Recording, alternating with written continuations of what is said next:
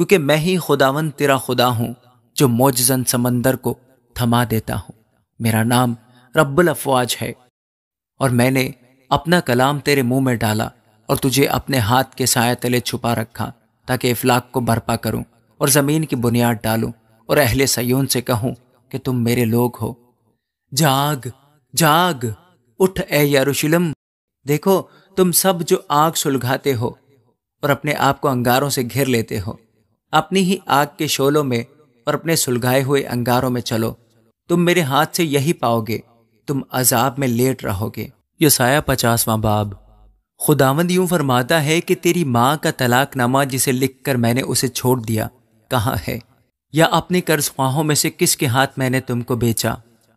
دیکھو تم اپنی شرارتوں کے سبب سے بک گئے، اور تمہاری خطاؤں کے باعث تمہاری ماں کو طلاق دی گئی۔ بس کس لیے؟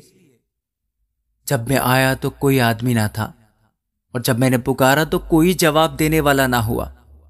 کیا میرا ہاتھ ایسا کوتاہ ہو گیا ہے کہ چھڑا نہیں سکتا، اور کیا مجھ میں نجات دینے کی قدرت نہیں؟ دیکھو میں اپنی ایک دھمکی سے سمندر کو سکھا دیتا ہوں اور نہروں کو صحرا کر ڈالتا ہوں۔ ان میں کی مچھلیاں پانی کے نہ ہونے سے بدبو ہو جاتی ہیں اور پیاس سے مر جاتی ہیں۔ میں آسمان کو سیاہ پوش کرتا ہوں اور اس کو ٹاٹ اڑاتا ہوں۔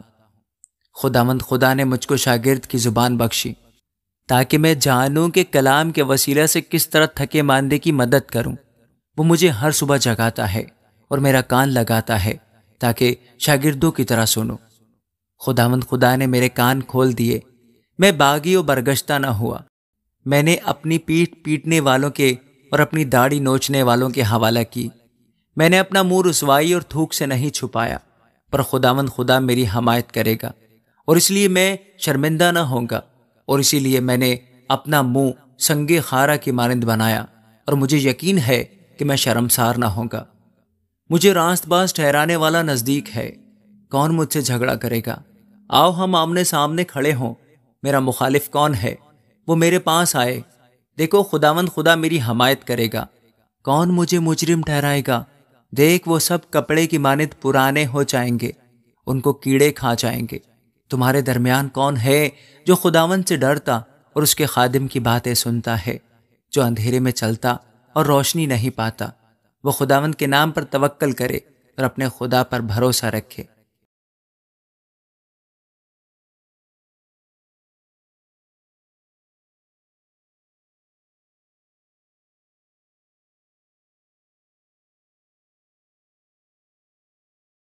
آمین۔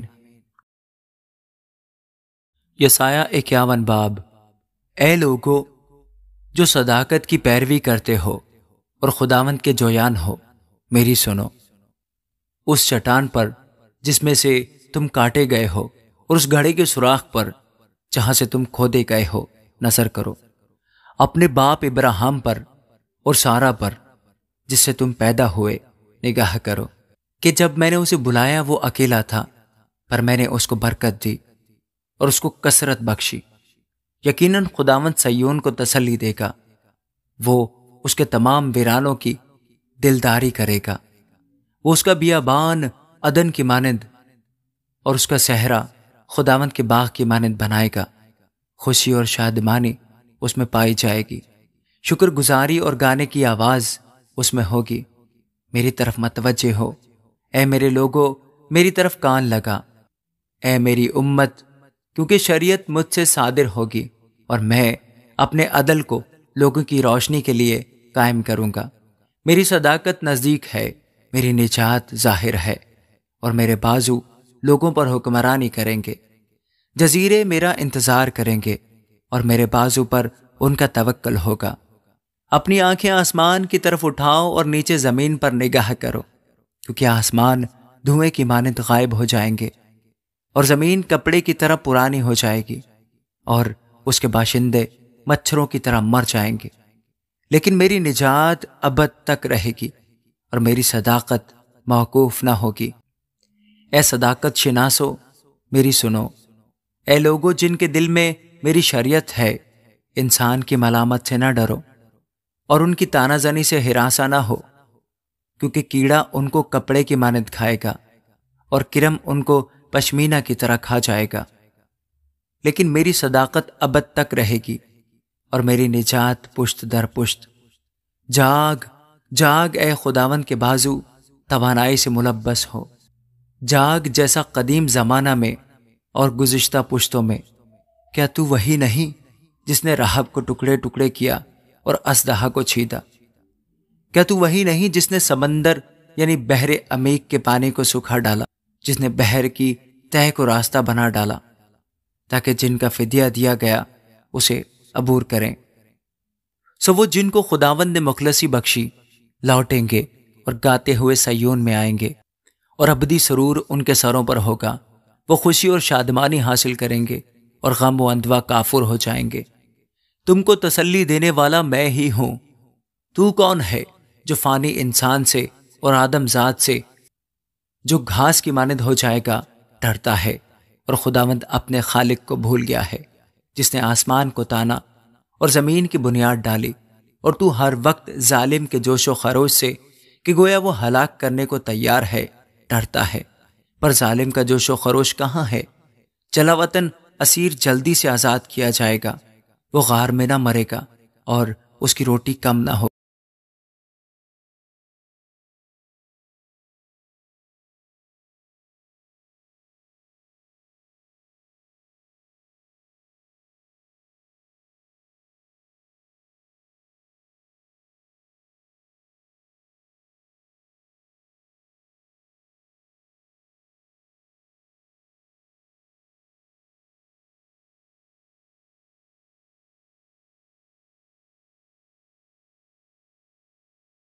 ان سب بیٹوں میں جو اس سے پیدا ہوئے کوئی نہیں جو اس کا رہنما ہو، اور ان سب بیٹوں میں جن کو اس نے پالا ایک بھی نہیں جو اس کا ہاتھ پکڑے۔ یہ دو حادثے تجھ پر آ پڑے، کون تیرا غم خوار ہوگا؟ ویرانی اور ہلاکت، کال اور تلوار۔ میں کیوں کر تجھے تسلی دوں؟ تیرے بیٹے ہر کوچہ کے مدخل میں ایسے بے ہوش پڑے ہیں جیسے ہرن دام میں۔ وہ خداوند کے غضب اور تیرے خدا کی دھمکی سے بے خود ہیں۔ پس اب تو جو بدحال اور مست ہے پر میں سے نہیں، یہ بات سن، تیرا خدا یہوہ، ہاں تیرا خدا جو اپنے لوگوں کی وکالت کرتا ہے، یوں فرماتا ہے کہ دیکھ میں ڈگمگانے کا پیالہ اور اپنے قہر کا جام تیرے ہاتھ سے لے لوں گا، تو اسے پھر کبھی نہ پیے گی، اور میں اسے ان کے ہاتھ میں دوں گا جو تجھے دکھ دیتے اور جو تجھ سے کہتے تھے کہ جھک جا تاکہ ہم تیرے اوپر سے گزریں، اور تو نے اپنی پیٹھ کو گویا زمین بلکہ گزرنے والوں کے لیے سڑک بنا دیا۔ آمین۔